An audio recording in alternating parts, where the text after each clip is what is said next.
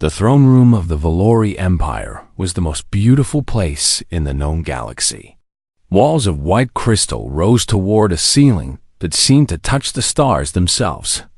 Silver light poured through windows carved from pure diamond, and the floor was polished so bright that visitors could see their own reflection looking back at them. Princess Queen Valis Soren sat upon her throne and looked down at the humans standing before her. She did not try to hide her disgust. Cole Bennett stood at attention, his hands clasped behind his back. He wore the simple gray uniform of the Galactic Protection Corps, and his brown hair was cut short in military style. He was 32 years old, average height for a human, with a face that revealed nothing of what he was thinking. "This is the protection the Council sends me?" Valith asked. Her voice was cold and sharp like breaking ice. "A human?" The Valori were tall and elegant, with silver skin that seemed to glow from within. They had ruled their corner of the galaxy for 10,000 years, and they believed themselves to be the most advanced species in existence. To them, humans were newcomers, children, barely evolved animals who had only discovered space travel 2 centuries ago. Commander Drevin, the head of the Royal Guard, stepped forward. He was a proud Valori warrior with scars on his face from many battles. "Your Majesty," the Galactic Council insisted, "the intelligence reports suggest a serious threat to your life. They believe additional security is necessary. And they send me this?" Valith rose from her throne and walked down the steps toward Cole. She circled him slowly, like a predator examining prey. "Look at him. Small, weak. His species still fights with chemical explosives and metal projectiles. They are barely one step above the animals they evolved from." Cole said nothing. He kept his eyes forward and his face calm. "Do you speak human?" Valith asked. "Or did your primitive brain not develop language skills?"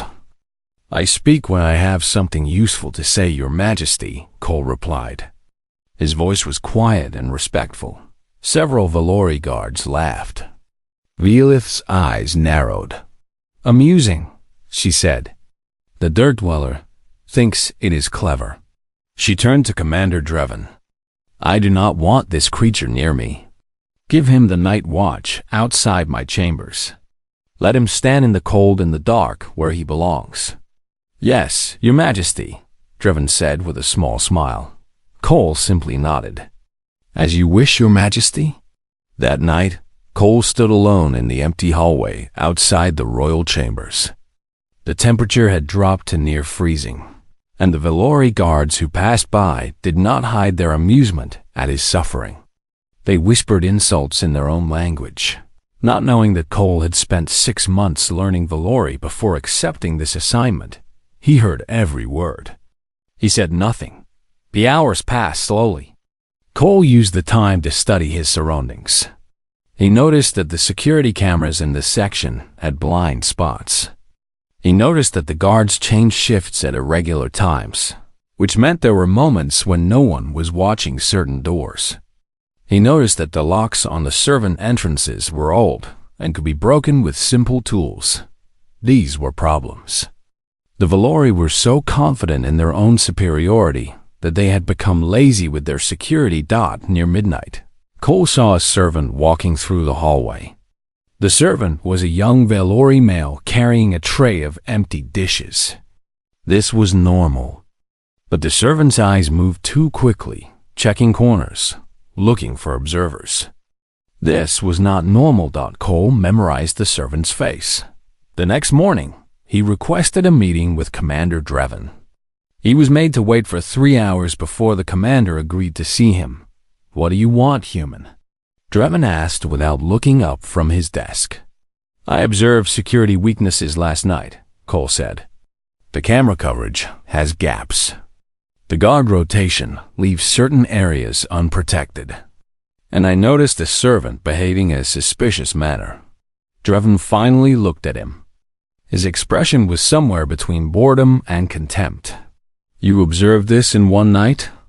"My guards have protected this palace for centuries. With respect, Commander, fresh eyes can sometimes see what familiar ones miss. Drevin stood up slowly. He was almost 2 heads taller than Cole, and he used his height to look down at the human with clear disdain. Listen carefully, human. You are here because the Council forced us to accept you. You are not here because we need you or want you. The Valori do not require advice from a species that was living in caves while we were building empires. I understand, Commander, but the threat assessment was written by bureaucrats who have never held a weapon. Drevin interrupted. There is no threat to the Princess Queen. The Valori Empire is strong. Our enemies fear us. He sat back down. Now go back to your post and stay out of the way.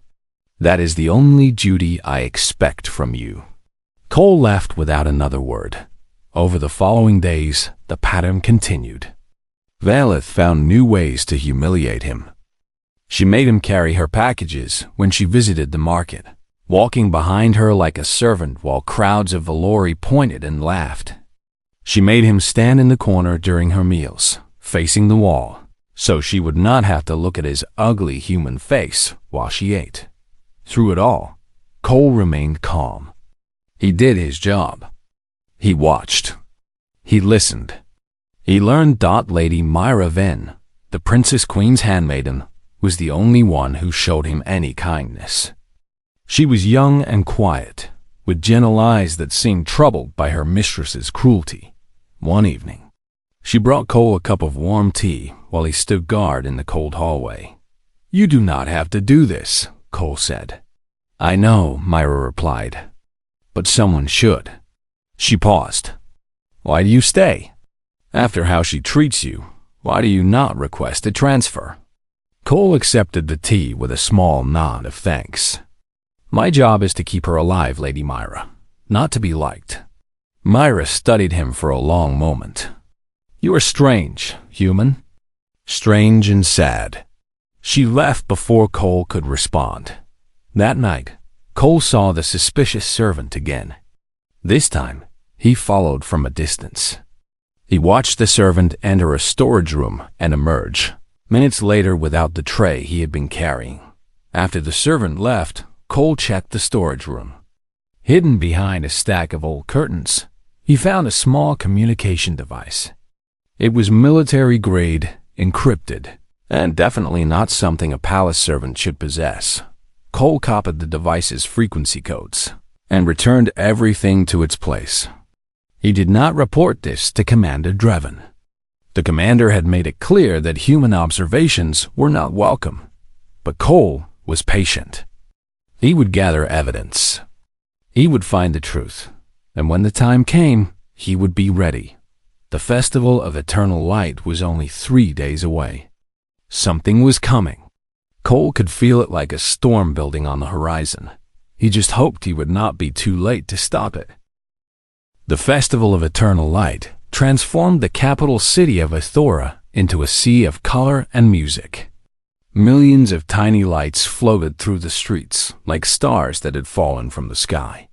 Citizens danced and sang, celebrating the ancient holiday that honored their ancestors. Princess Queen Valeth walked through the royal gardens, surrounded by admirers and servants. She wore a gown of pure white silk that caught the light with every step. Precious gems sparkled in her silver hair, and her smile was bright and beautiful for all who looked upon her. Cole walked 10 steps behind, carrying 3 heavy boxes of gifts that various nobles had given to the Princess Queen. His arms ached, but his face showed nothing. Human, Valeth called without turning around. Walk faster. You are embarrassing me with your slow, clumsy steps. Cole increased his pace. A group of young Valori nobles laughed as he passed. One of them stuck out his foot, trying to trip Cole. Cole saw it coming and stepped around it smoothly, never breaking stride. Never dropping a single box dot, the noble's smile faded into confusion. Ambassador Torek of the Skarn Dominion approached the Princess Queen with a deep bow. He was a reptilian creature with dark green scales and yellow eyes that never seemed to blink. His smile showed rows of sharp teeth. "Your Majesty," Turek said, his voice smooth as oil, "you are the brightest light at this festival. The Skarn Dominion is honored by your invitation." "Ambassador Turek," Valeth replied warmly, "your presence honors us. I hope we can discuss the trade agreement during your visit." Of course. But first, we must enjoy the celebration." Torek's yellow eyes moved to Cole for just a moment. Something flickered there. Recognition? Interest? It was gone before Cole could identify it. Cole filed this away in his memory. That evening, a grand banquet was held in the palace's main hall. Over 500 guests filled the room, including nobles, diplomats, and military officers from across the galaxy. Music played. Wine flowed. Laughter echoed off the crystal walls. Cole stood near the entrance, watching everything. He had not been given a seat at any table. He had not been given food. He was simply expected to stand and wait, like a piece of furniture. He used the time to observe. Ambassador Turek sat at the high table near Valeth, telling stories that made her laugh. But sometimes, when Valeth was not looking, Turek would glance at certain guards in the room. Small nods were exchanged. Subtle signals passed between them. Cole counted 7 guards, who seemed to be communicating with the ambassador, including Commander Drevin. A servant approached Valeth with a glass of wine on a silver tray. Cole watched the servant's hands. There was a slight tremor, nervousness. The servant placed the glass in front of Valeth and stepped back quickly. Too quickly.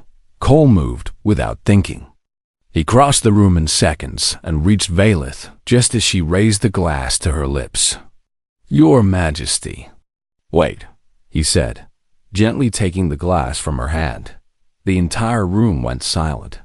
Vila's face turned red with anger. "How dare you touch my drink, human? How dare you approach me without permission?" "I apologize, Your Majesty, but I believe this wine may be contaminated." The servant who brought it was showing signs of enough. Valeth stood up, her voice echoing through the hall. "You dare accuse my servants of trying to poison me? In front of my guests?" Commander Drevin appeared beside Cole, his hand on his weapon. "This human has caused problems since he arrived, Your Majesty.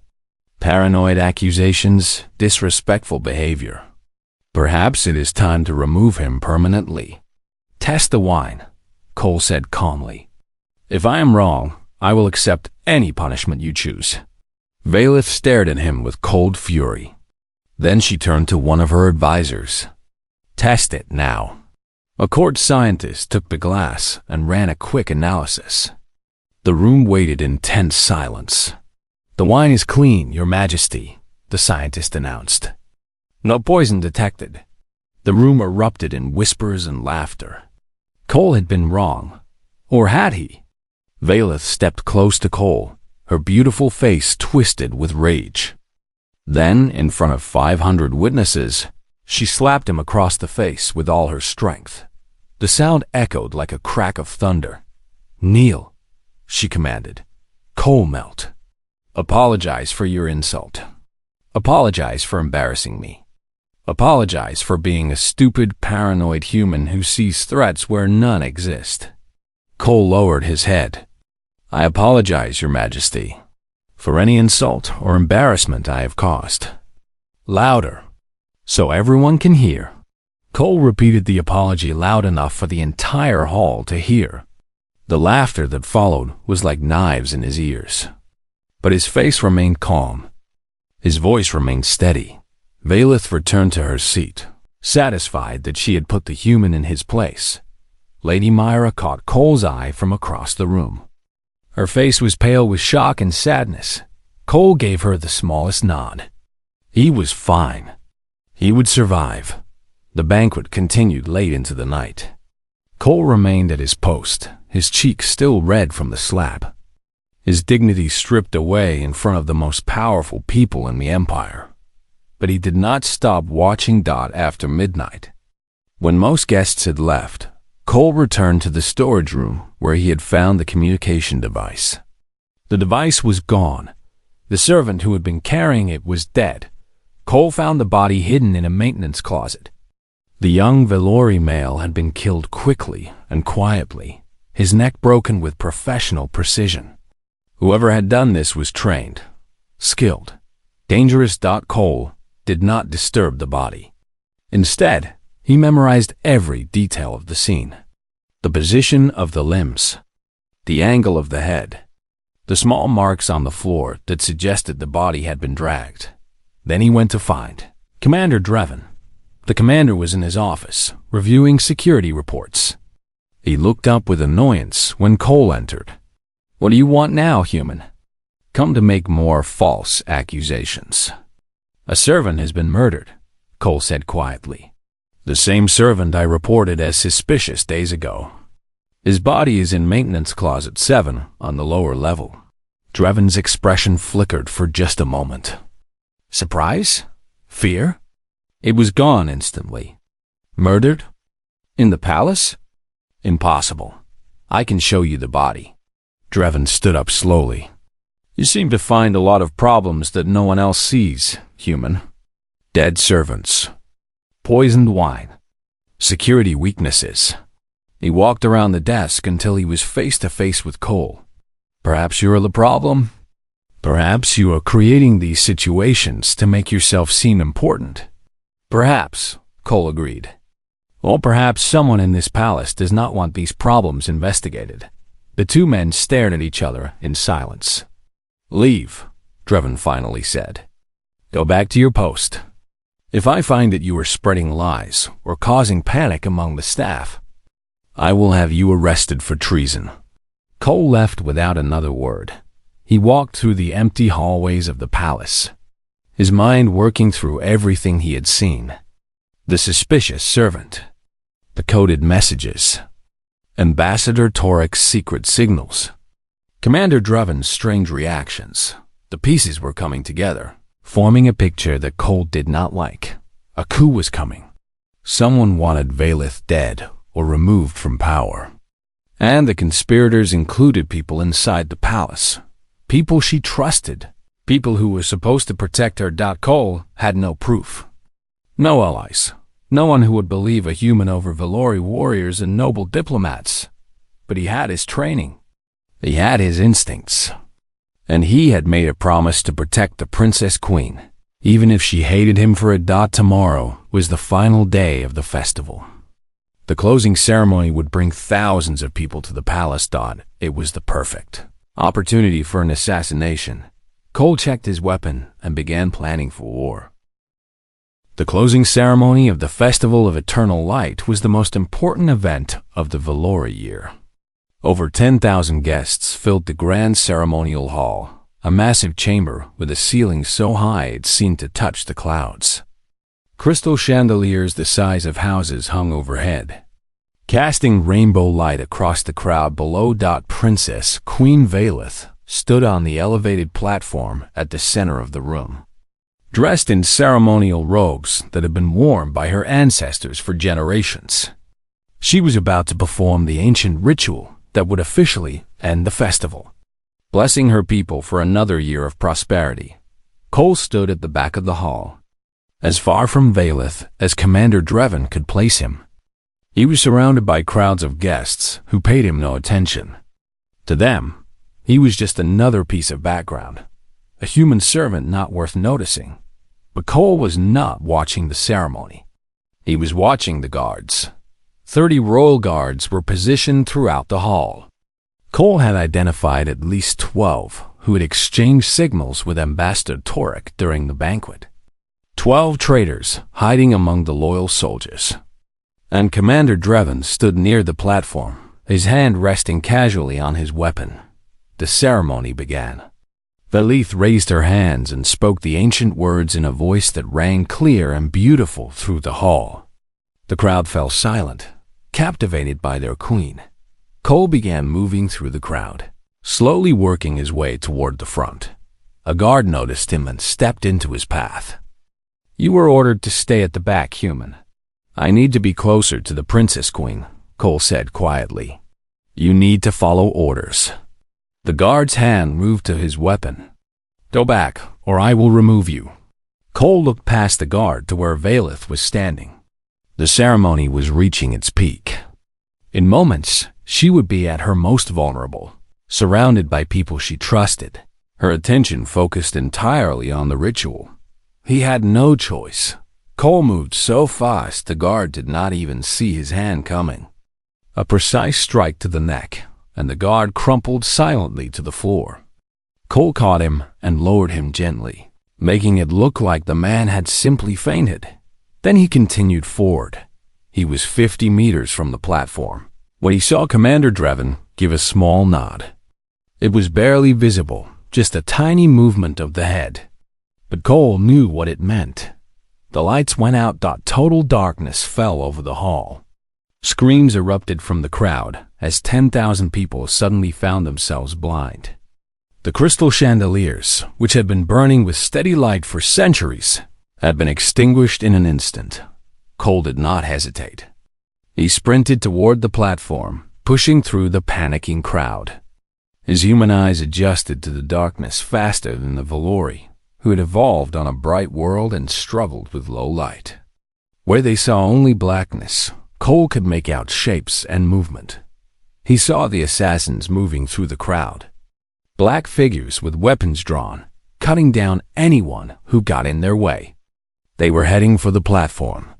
Heading for Valeth, Cole reached the steps of the platform just as the first assassin arrived. The assassin was a Valori male in black armor, his face hidden behind a mask. He raised his blade to strike at the Princess Queen, who was frozen in shock and terror. Cole tackled him from the side.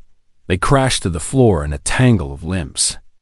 The assassin was bigger and stronger, but Cole had trained for close combat his entire adult life. He drove his elbow into the assassin's throat, grabbed the blade from his weakening grip, and finished him. With a single thrust, he was back on his feet in less than 3 seconds. 2 more assassins were climbing the platform. Cole met them without fear. The first assassin swung a heavy blade at Cole's head. Cole ducked under it and drove the stolen sword into the attacker's stomach. The second assassin tried to grab him from behind. Cole spun, broke the attacker's arm with a sharp twist, and slammed him face-first into the platform floor. 3 bodies lay at his feet.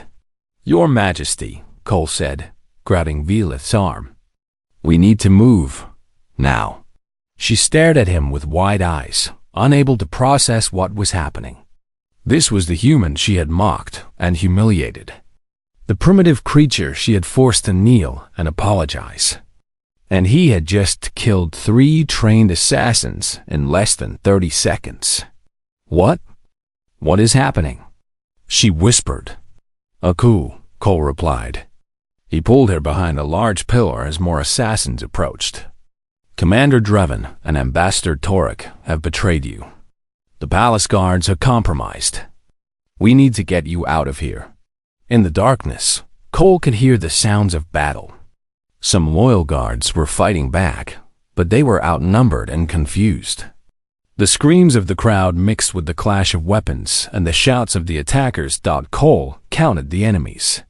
7 assassins were closing in on their position. More were coming. Stay behind me, he told Valeth.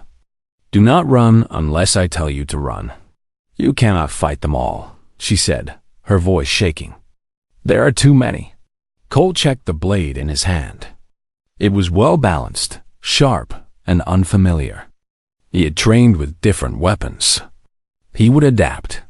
Watch me, he said. The assassins came.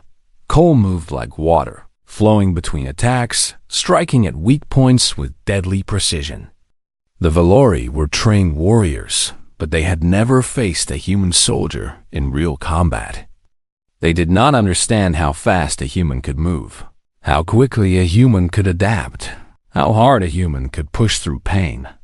The first assassin fell with a blade through his heart. The second lost his weapon hand before Cole's sword found his throat. The third and fourth came together, trying to overwhelm him with numbers. Cole used their own momentum against them, stepping aside at the last moment so they crashed into each other, then finishing both with quick, efficient strikes.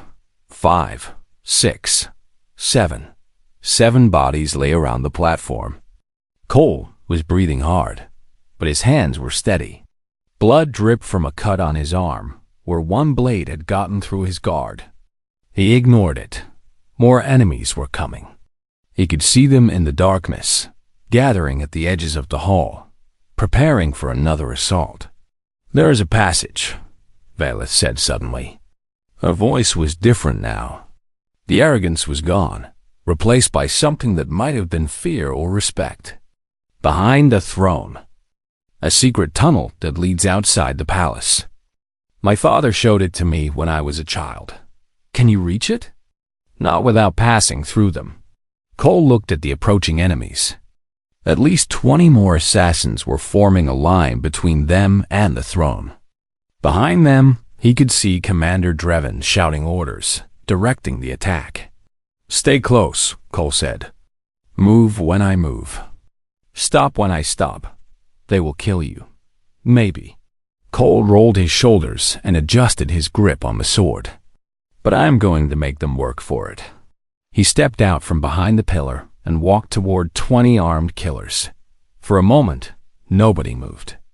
The assassins stared at this single human who had somehow survived their initial assault and was now walking toward them like he had no fear. "Kill him," Commander Drevin commanded.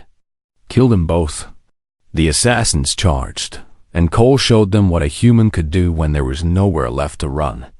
He did not fight like the Valori, with elegant forms and careful footwork. He fought like a storm, brutal and relentless. He broke bones and crushed throats. He used every dirty trick he had learned in 20 years of combat. He took wounds that would have dropped any Valori soldier and kept fighting through the pain. The assassins fell, one by one. Then, in groups, by the time Cole reached the throne, only Commander Drevin stood between him and the secret passage. The commander's face was pale with disbelief.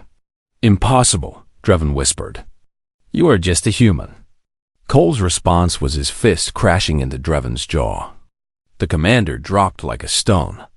"The passage," Cole said, turning to Valeth. "Show me."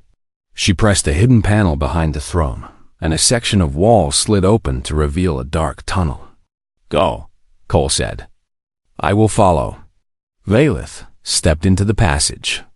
Cole followed, pressing the panel to close the door behind them. In the darkness of the tunnel, Valeth could hear Cole's ragged breathing.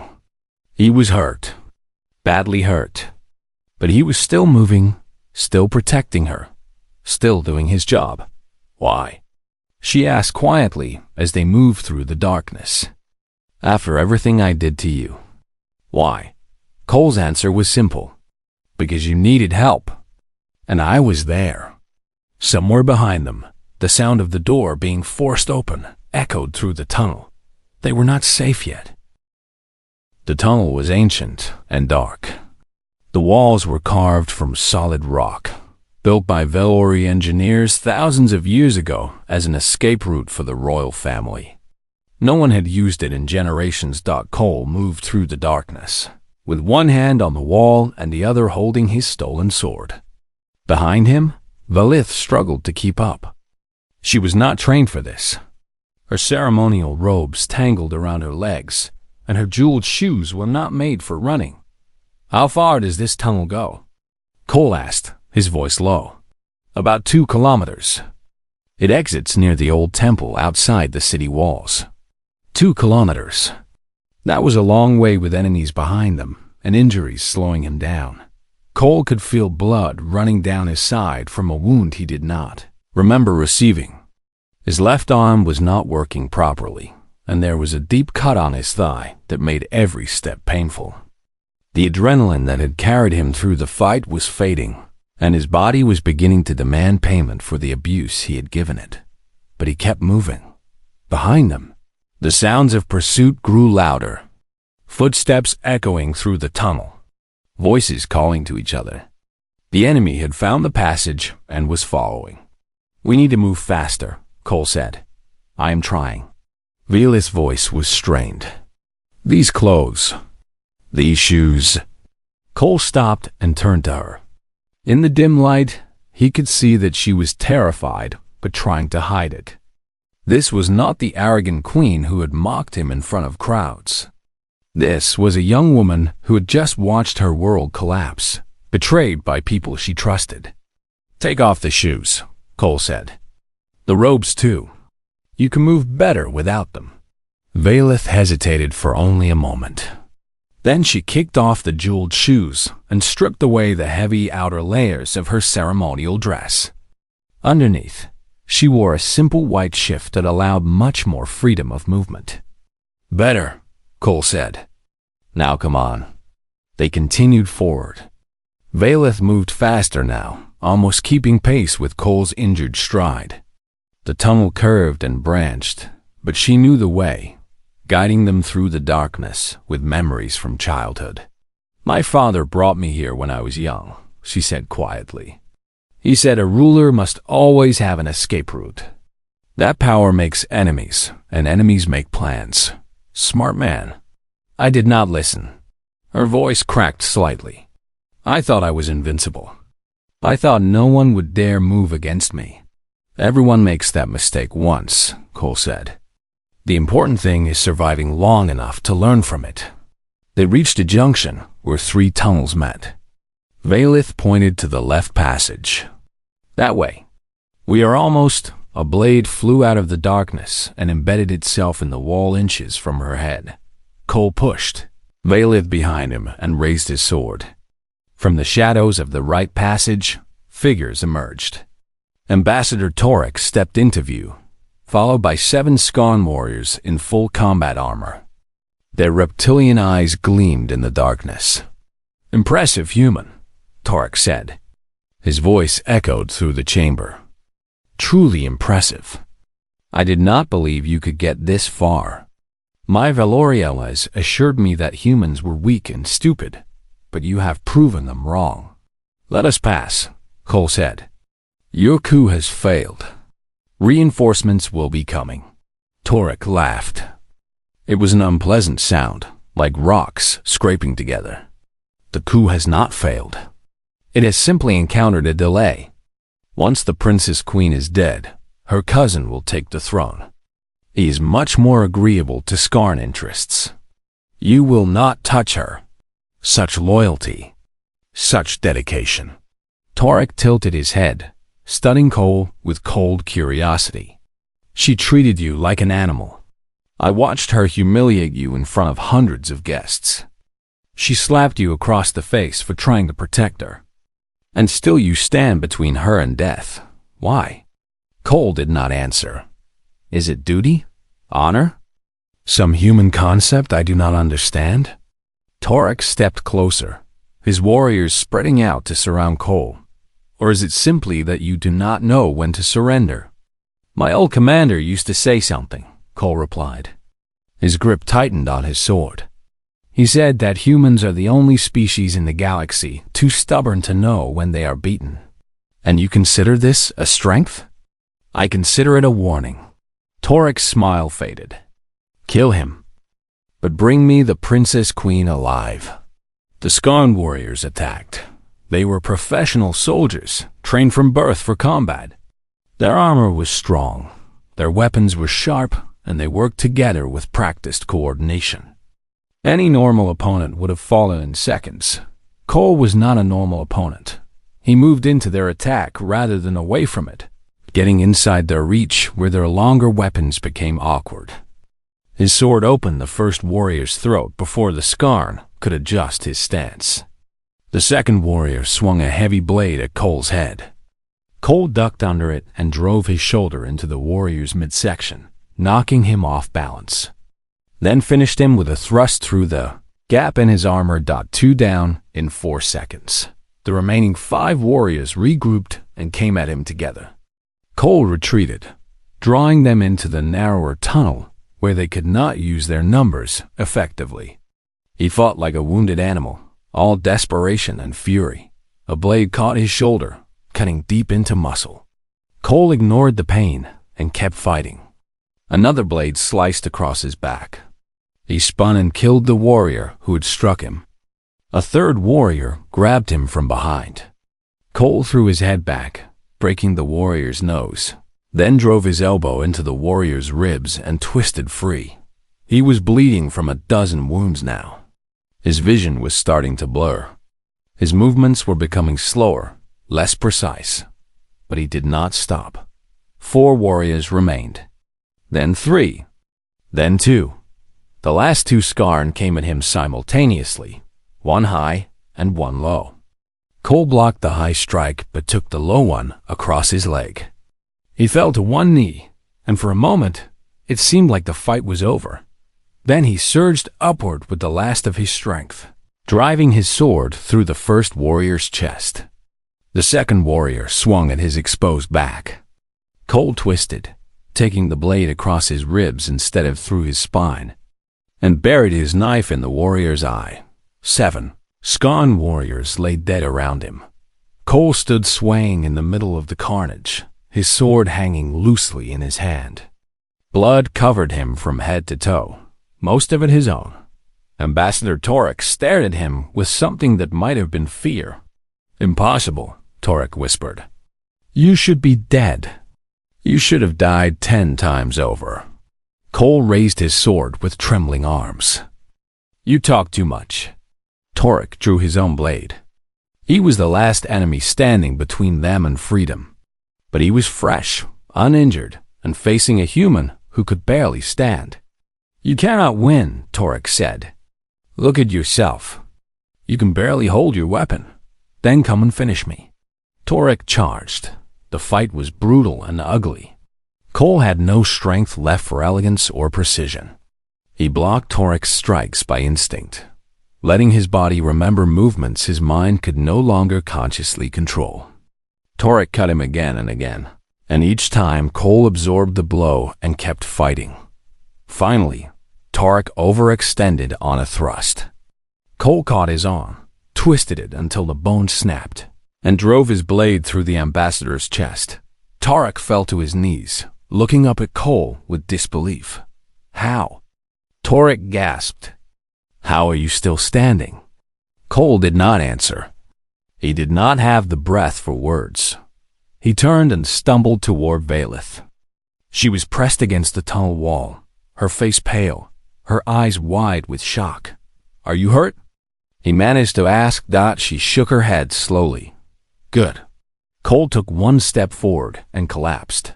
Valith caught him before he hit the ground. His weight nearly dragged her down, but she held on, wrapping her arms around him to keep him from falling.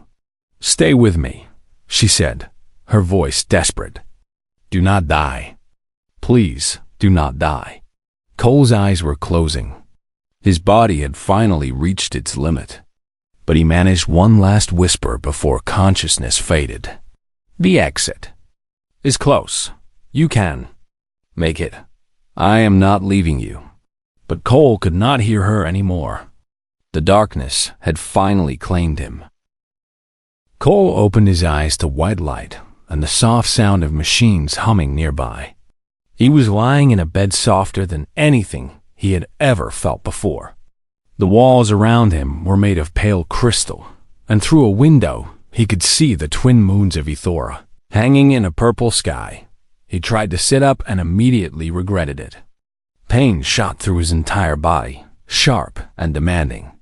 He fell back against the pillows with a groan. "You should not move." The voice came from beside him.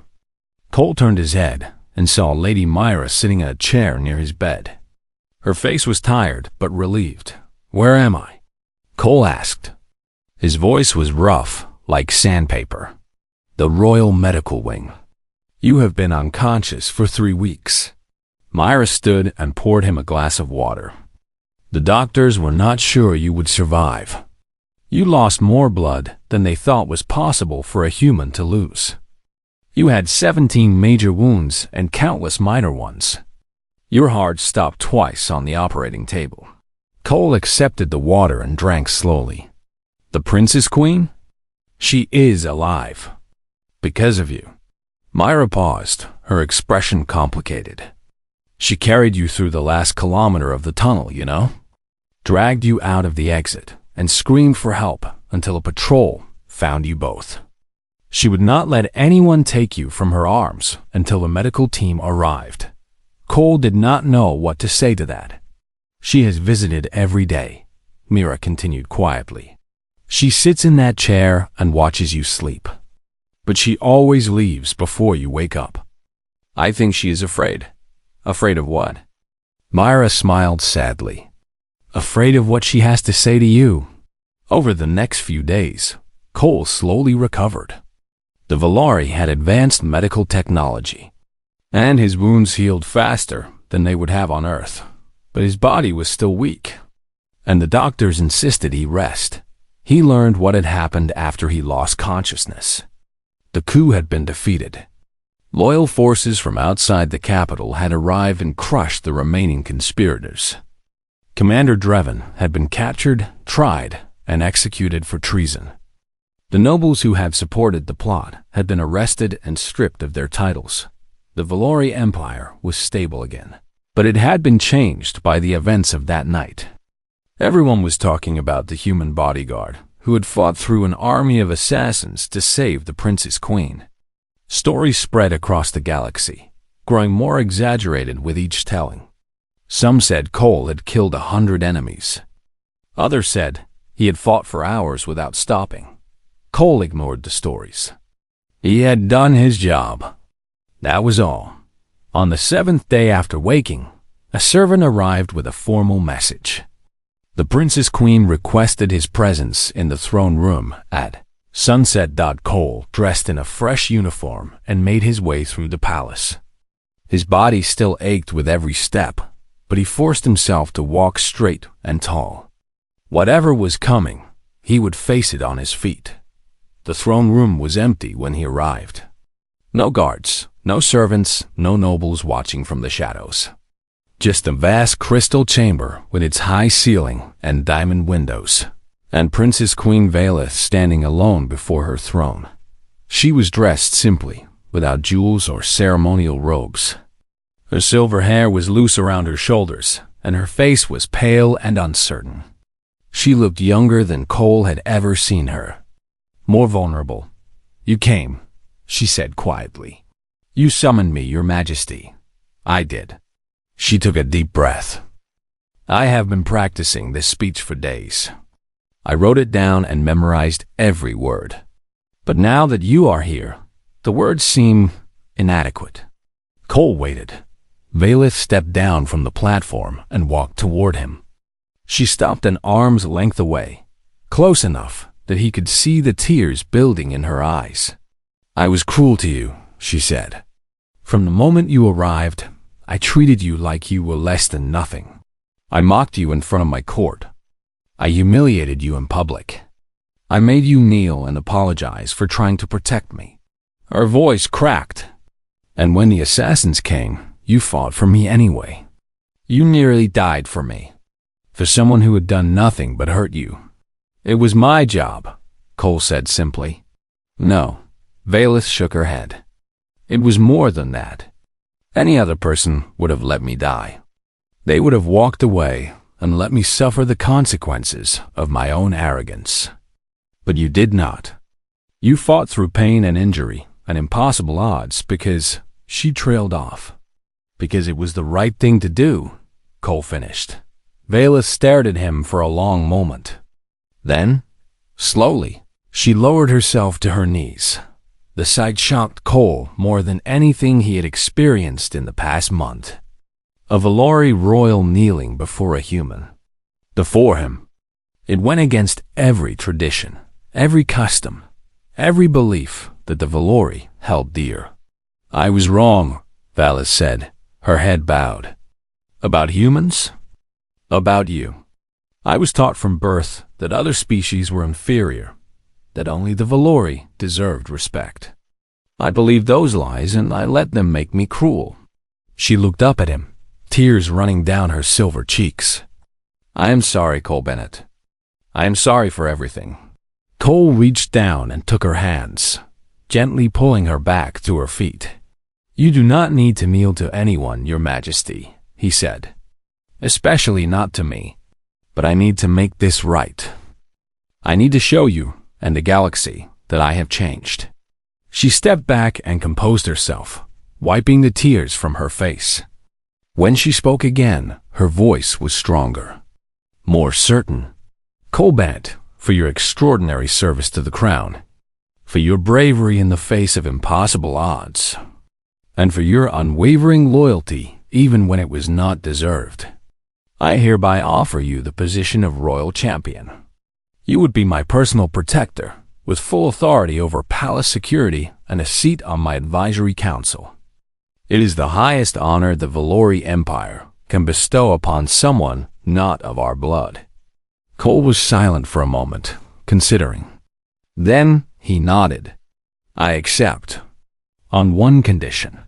Valeth tilted her head. "What condition?" "Maybe next time, talk to humans before judging them.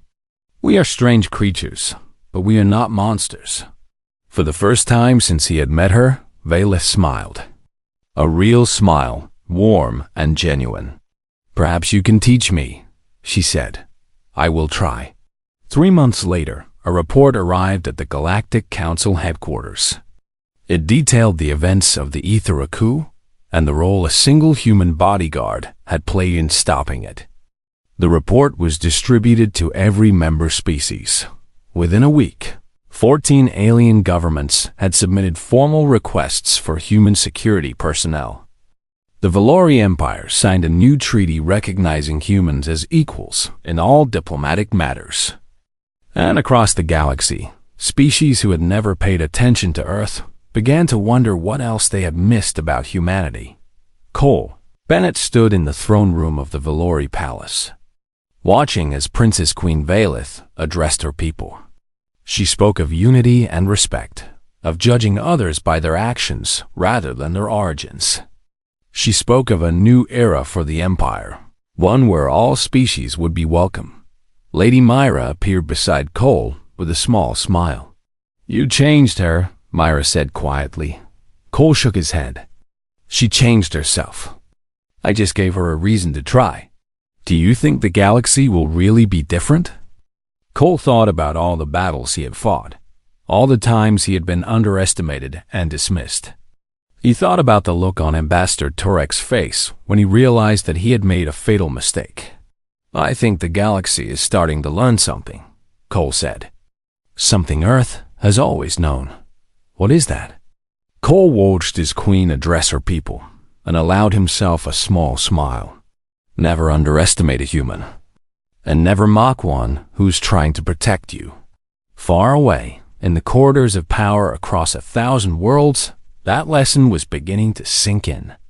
Humans were no longer background noise in the great story of the galaxy. They had proven themselves in blood and fire, and this was only the beginning.